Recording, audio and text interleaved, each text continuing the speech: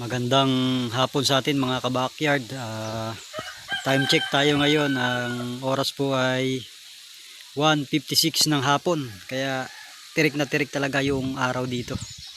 Andito tayo ngayon sa ating backyard para silipin yung ating mga alaga.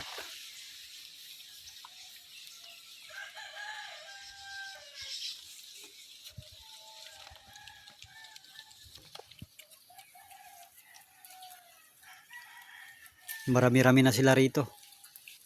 Pinagsama-sama na natin yung mga alaga nating native rito.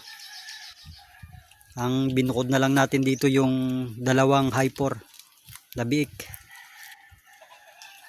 Bali ang naka-pre-range dito ay 11 silang lahat. Sinama ko na rin tong batik na ito. Pre-range na rin siya. Kasama ng mga alaga nating native.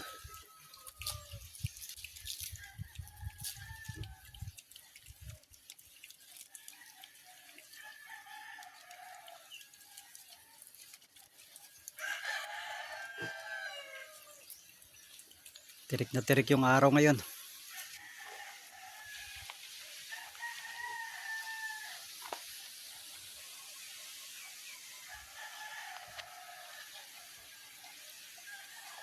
Ito yung area natin. Ito yung galawan nila.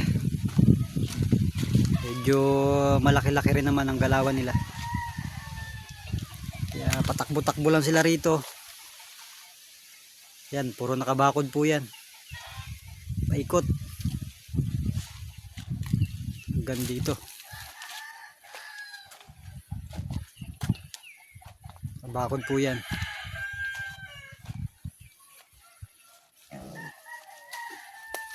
Yan, pinakagalawan nila. Tapos binukas lang natin yung pinakapinto rito sa kulungan para may masisilungan sila pag sila ay nainitan.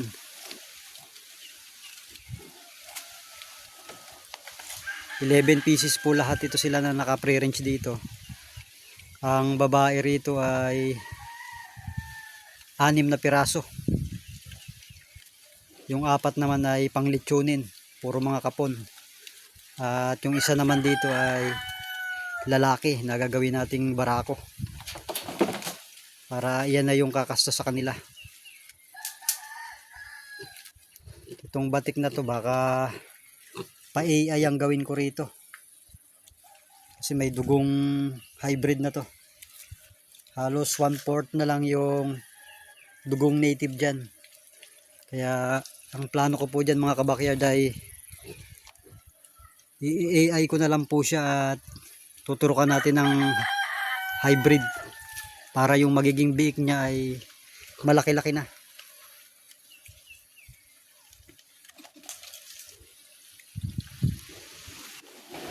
Pakita ko naman sa inyo yung dalawang hybrid ko rito. Linipat ko na po sila dito. Dati silang nandun sa may kulungan. Ngayon ay linipat ko rito para masanay sila sa pamumuhay dito sa ganitong area. Lupa lang po ito. Okay naman at masisigla naman sila. Wala pa pong 2 buwan itong mga to. Sa February 8 po sila magto 2 months.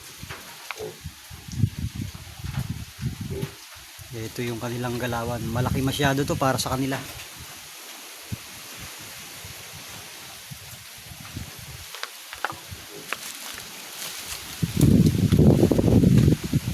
Naman yung ating mga manok rito na pag-alagala lang.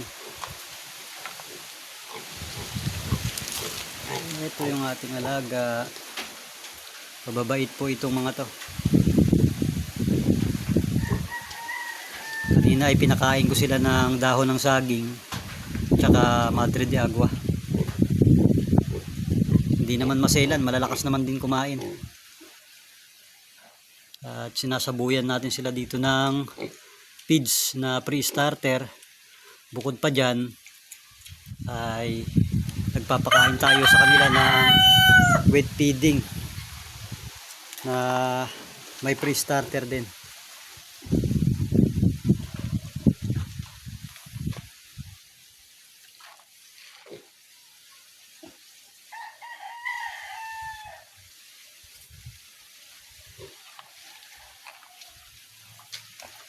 Naman yung ating inahin dito. Nag-iisa na lang tong inahin na to. Nakaunang anak pa lang po ito. Bali itong pagbubuntis niya ngayon ay magiging pangalawang anak niya to. Itong May ang kabuwanan po nito eh. Ilang buwan pa. Nang unang anak po nito ay nakalima siya. Pero ngayon ang ginawa ko po rito ay pa-AI na po siya. Kaya yung magiging anak nito crossbreed na. Nung nakaraan po kasi may barako ako na pure native rin. Yun yung kumasta po rito. Naibenta po natin ang nagdaang New Year. Kaya wala na tayong barako. Kaya AI na po yung aking ginawa ron sa inahin na yun.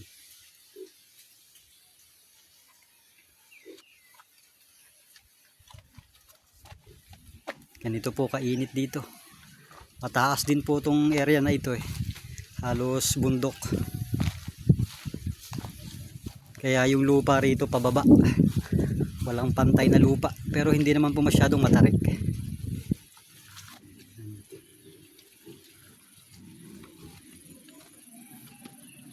Pakita ko sa inyo yung ating kalapit dito. Yan. Yan po yung paligid dito. Ito bundok po ito. Pagitan lang po may sapa sa gitna. Yung kabila bundok rin po yan. Kasi itong sa aking area po.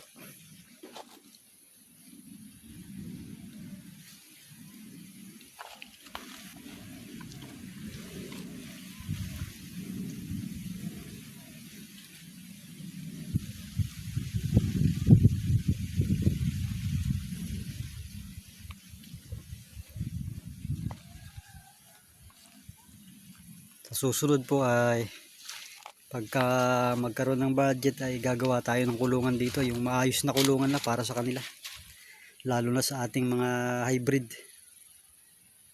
kasi medyo marami na rin po itong ating mga alaga rito sa area. By next year talagang dadami po ito, kasi ang ating magiging inahin dito ay siyam na sila lahat-lahat pag naglakihan tong mga to.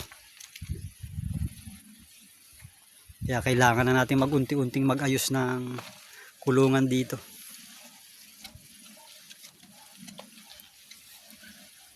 Hanggang dito lang po muna mga kabakyard, at maraming salamat po.